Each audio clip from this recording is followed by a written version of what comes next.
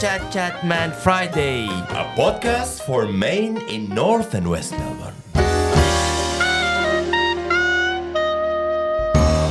Chatman Friday. Chatman Friday. Welcome back, everyone, to Chatman Friday. It's Ian here with my colleague Sayed. And Sayed, we've got a special guest today. I'll hand over you to introduce him to us. Yes, Berih is the chairperson of YAP, Young Australian People. As a young activist himself, he established YAP to empower and equip disadvantaged multicultural youth, predominantly living in public housing, to create their best lives through the provision of support, information, guidance, connections, and community. Berih is also a past chair of the Eritrean community in Victoria, and he is currently a board member at North and West Melbourne Neighbourhood Centre. Berih was very active against the demolition of public housing buildings in North Melbourne.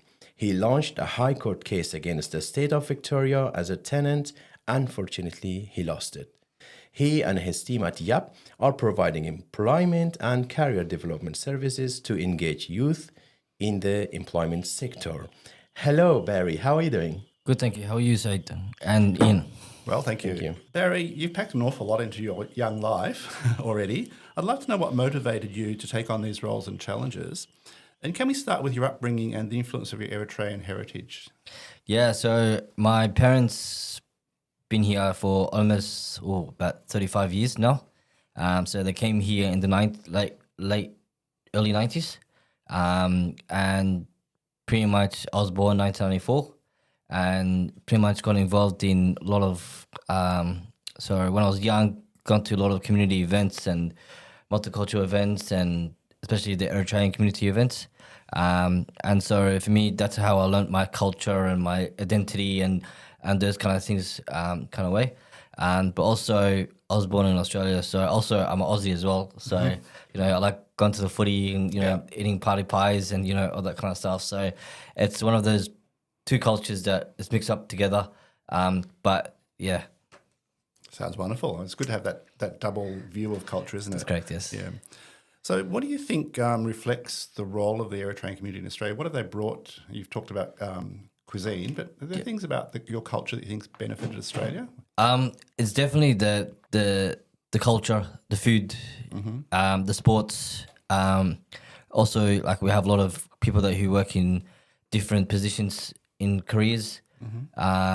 So we have a lot of people working, you know, doctors, nurses, engineers, you know, kind of stuff. But we always come together in terms of like celebrations for like weddings and, you know, and someone who passed away as well. So we come and do all those kind of things. So we still have that kind of culture in ourselves. We haven't forgotten it. So yeah. Brilliant. Yeah.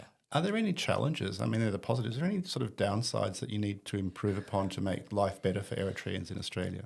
Yeah. So I was the Eritrean community of Australia. I was the chairperson. I was the youngest one in the group. You're still very young. And so basically my role was as the chairperson to see the gaps between government side of things and also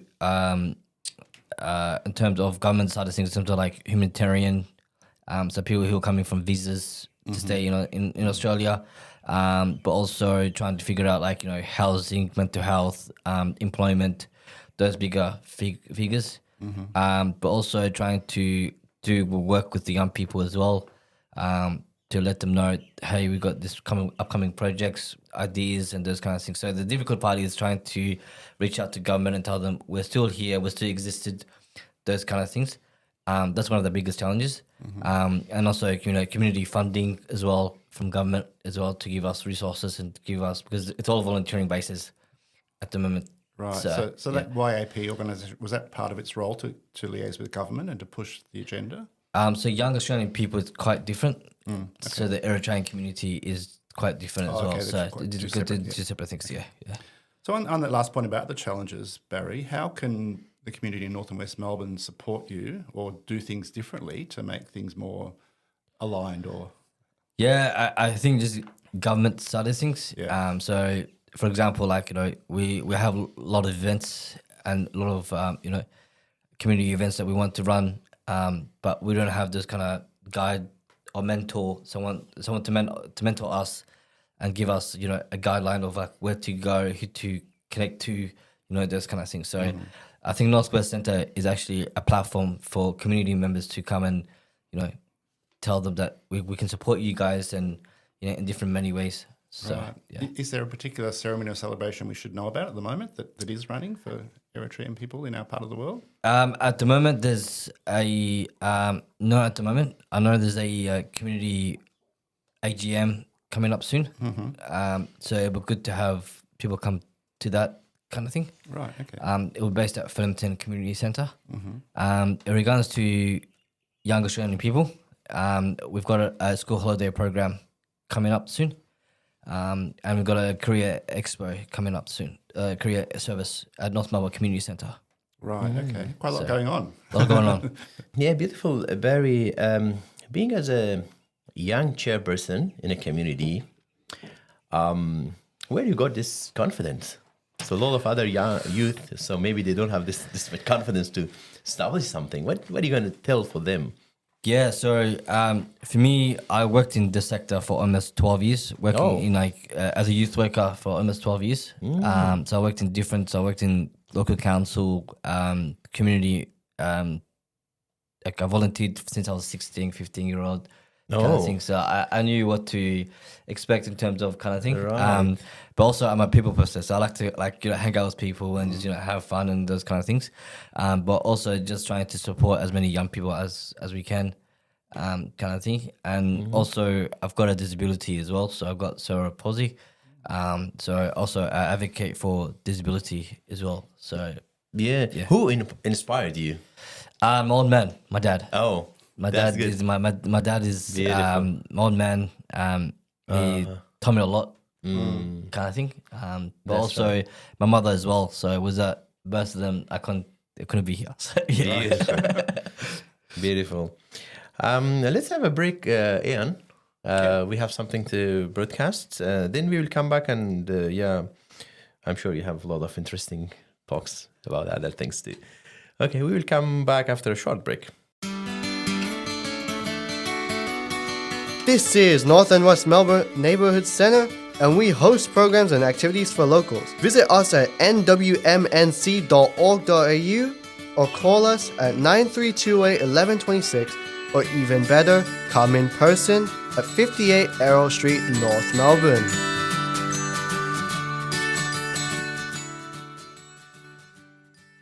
Welcome back, dear listeners, to Chatman Friday. As Ian mentioned before about young Australian people, or YAP, may I ask you this question? Why the focus on multicultural youth, Berih? So as myself, I struggled to look for work. I struggled to look for opportunities here. So I decided to run a career expo for young people. Because a lot of young people were calling me and saying to me, Barry, I'm looking for work, or Barry, I'm looking for volunteers, to help out the community. So I realized that the community itself, and people that live in public housing or people that live in multicultural, they're very talented kind of thing, but there's no opportunities for them to grow and excel. So I decided to run a career expo called Connect to the Dots. So we invite a lot of service providers, we invite a lot of young people, and we do this every year kind of thing. We change it up every year, but it's still the same theme, which is Connect to the Dots, which is the career expo. And we have about 162 young people always attend every time. So Yeah. Any other success stories? Please tell us a bit in more details. What did you have in YAP? I know you had a lot of activities. yeah. Tell us a little bit more about your successes. Yeah, so one of the successes as well, like I went for council. So one of the things that I went for is local council for City Melbourne. So I went through the voting system and all that kind of stuff. So as a young person going for council, it's quite a big experiences kind of thing.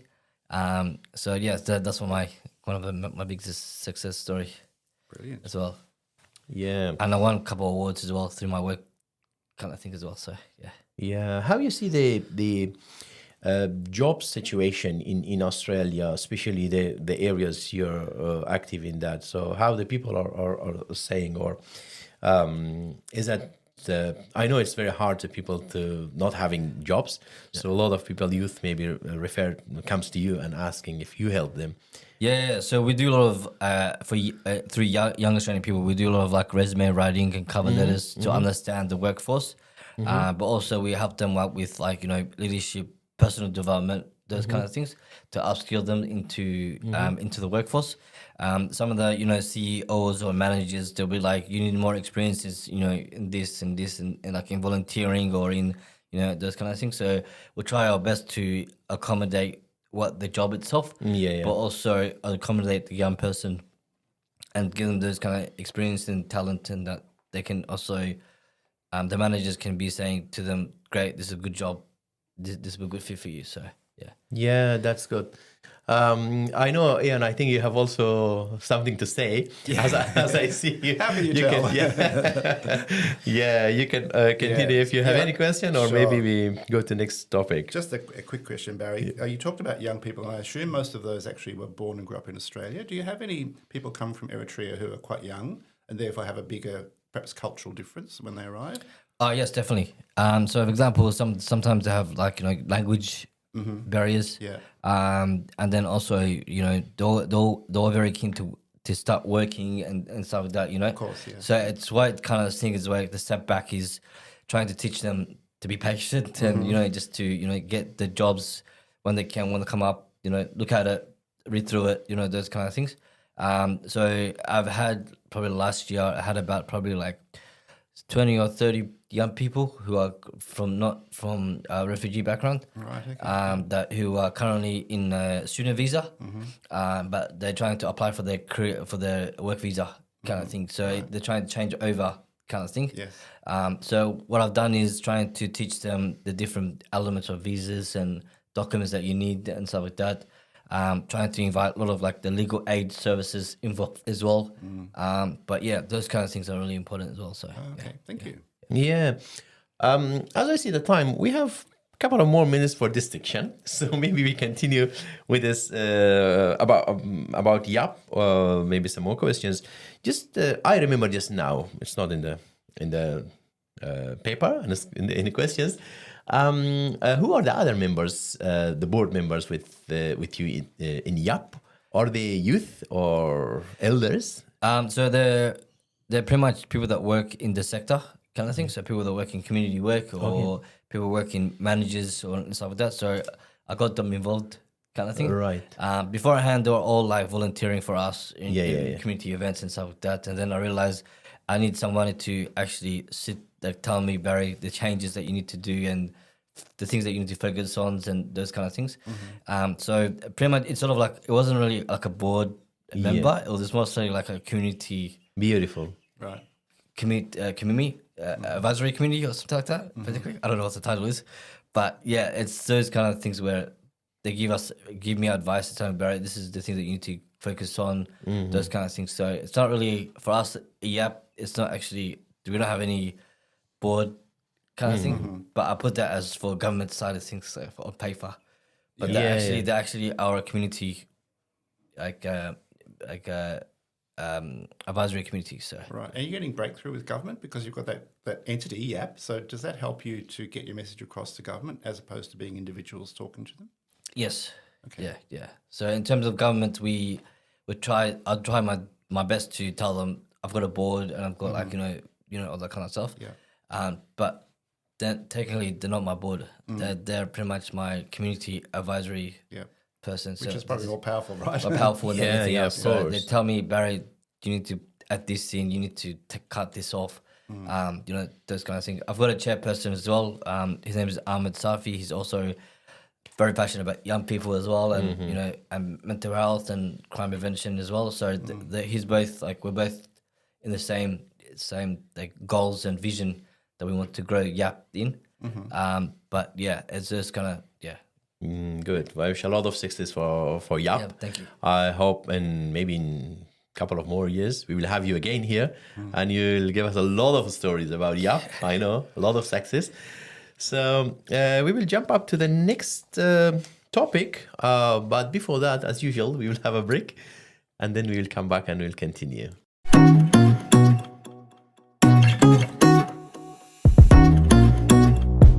The men's afternoon tea. It's a casual get-together for some food and a chat with other men from the neighborhood. New people are highly encouraged and it's free. It happens fortnightly Thursdays, 2:30 to 4 p.m. at 58 Errol Street, North Melbourne.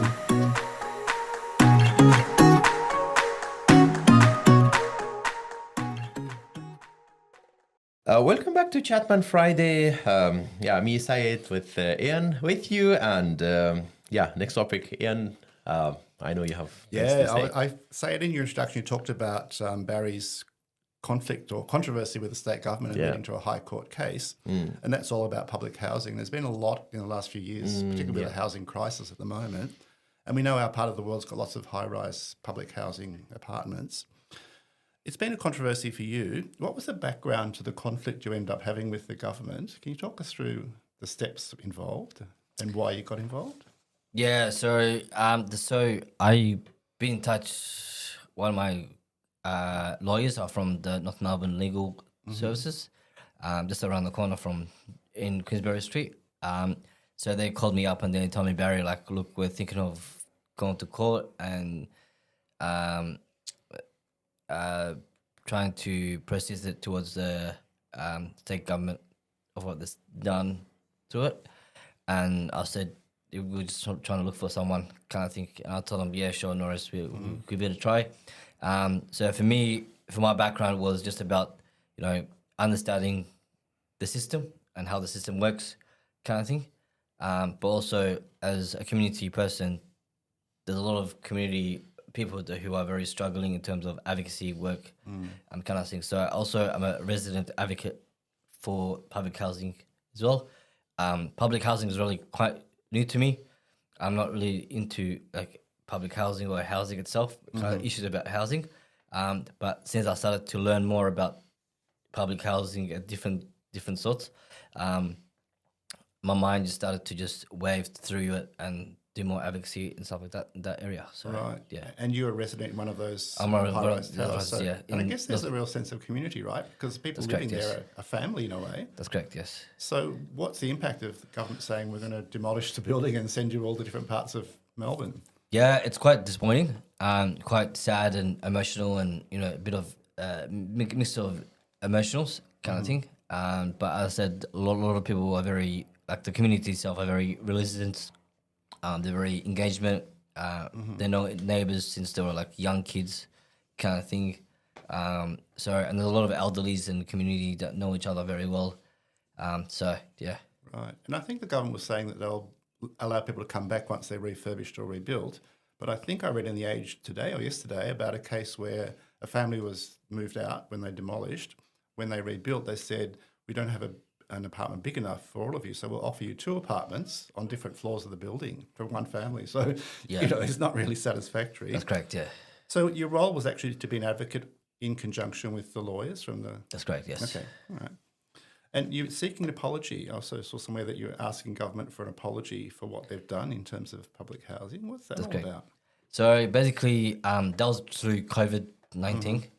So to seek apology in terms of the hard lockdown. Right. Yeah. So that's what's the process for it kind of thing. So we seek the apology. We're trying to seek apology from the government, and also for this one as well, for the demolishing as well, to seek apology. And have you had any success with the apology? No, not yet. No. Do you think it's coming or? I don't think so. Right. No. Right. So do you think that you can stop the demolition of further buildings? I know some of them have gone already and some are being proposed to be refurbished, but is there any possibility you can change government direction in what it's proposing to do with the buildings? We're trying to. Yeah. In different ways. Yes. So, for example, we did some of the trying through different legal aids to put in, like, a lot of complaints to the ombudsman kind of thing, trying to get, journalists and media, get stories from residents to tell them, what's going on, how they're feeling, those kind of things. So there's many ways, there's different many ways as well. So Yeah. Right. And in your own personal circumstance, you were a resident in one of those buildings. Are you still? I'm or- currently a resident. Yeah, I'm currently a resident there at Okay. 33 Alfred Street. And is yours under threat of demolition? Yeah, we're the first building. Oh, to okay. it, so, And what's the timeline for that? Well, September basically. Wow. So Okay. I have to actually look for a. They have to actually look for a apartment, for, like a house or apartment for me, kind of Right. thing. Okay. So yeah. Then it will take time to give you the apartment to the building. There, That's correct. Yes. Yeah. Yeah, it's really So sad. it's you pretty know? much a waiting game, basically. Yeah. So it's disappointing and sad, but yeah, it's just And you lose your community as well, right? that's Because correct. you're- Yes. Yeah. Okay. Well, best of luck with it. Thank you. Yeah. Let's have another break. We will have maybe 2-3 more minutes at the end of this show, up to the end of this show. So we will do a little bit more talking and things. We will ask some more questions after a short break to Sure. Berih. So we will back to you shortly. Sing Now Community Choir. Join music director Susie Kelly in this inclusive community choir for adults of all ages. The choir sings music from across the world and spanning many decades. No previous experience is required. For more info, call us at 9328 1126 or visit our website. Welcome back, dear listeners, to Chatman Friday. 2 more minutes to the end of this show. So, Ian? Yeah, what do thank you, Sayed. I'm getting exhausted listening to all the things you do, honestly. You're already on YAP and you've got your community work, but you're also on the board of the North and West Melbourne Neighbourhood Centre. Was that strategic? Did you do that to help with your YAP work, or are they just two kind of unrelated community activities you perform? Yeah, so it's a bit of both. One of them is that I had a meeting with Ariel and kind of think the founder or So Ariel's our director of director, our... sorry. Yeah? Sorry, director. And sorry, I was trying to find the name. So he's our director, and he contacted me and saying, hey, like he wants a young person to be part of the board, and those kind of things. And the board for me, it's a great opportunity to not just to network, but also to put that in your resume and saying, or your LinkedIn, and people to know, okay, Barry's in a board kind of thing, and it's good experiences as well.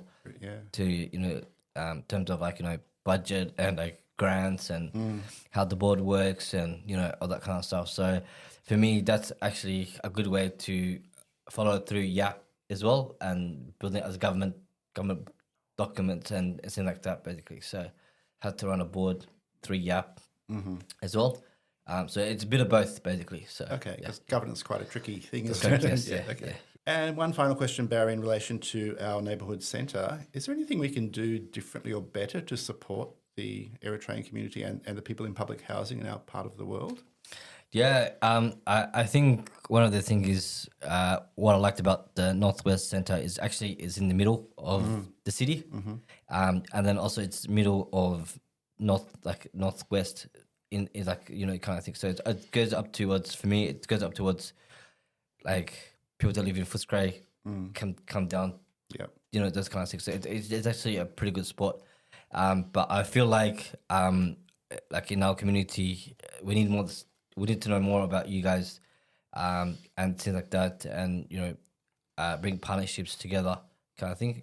It's not just for the Eritrean community, but also for the, for example, the Afghan community as well. Yes. The South Sudanese community. So all the multicultural communities to come down and talk about the issues and stuff like that. But also at the same time to know what Northwest Centre does as well. So yeah, so I think more advertisement and more get to know everybody else. Yep. Right. Kind of thing. Lots of So- synergies there. Yeah, that's good. So we need to wrap up. Time is gone. Yeah, so it's already half an hour. That's quick. Yeah, it gone very quick. But I have the very last question. Give a message to the audience, the listeners, for your role model, whoever he or she is. What will be your message to him or her about your success? What are you going to say? You mentioned your dad. He inspired you, and your mom. What the message can be for them? Enjoy life. Have fun. Right. try and succeed in different ways. Say thank you, please. Do you want to say something you have never told them face to face? But you have told everything, I think. Yeah, I think I've told everything. Yeah. Yes. But I just want to say, just enjoy life and ask for help and those kind of things. But also at the same time, I'm the founder of Young Australian People. Look into our website and and if you need any support, please contact me. And Right. Thank you. Beautiful. Thank you very much, Berih, for your coming, for your Thank you time. indeed. Thank you. This was one more episode of Chatman Friday, and we will say goodbye to everyone. And until next Friday, we will have a new guest with a new Chatman Friday. See you all then. Chatman Friday, a podcast for Maine in North and West Melbourne. Chatman Friday.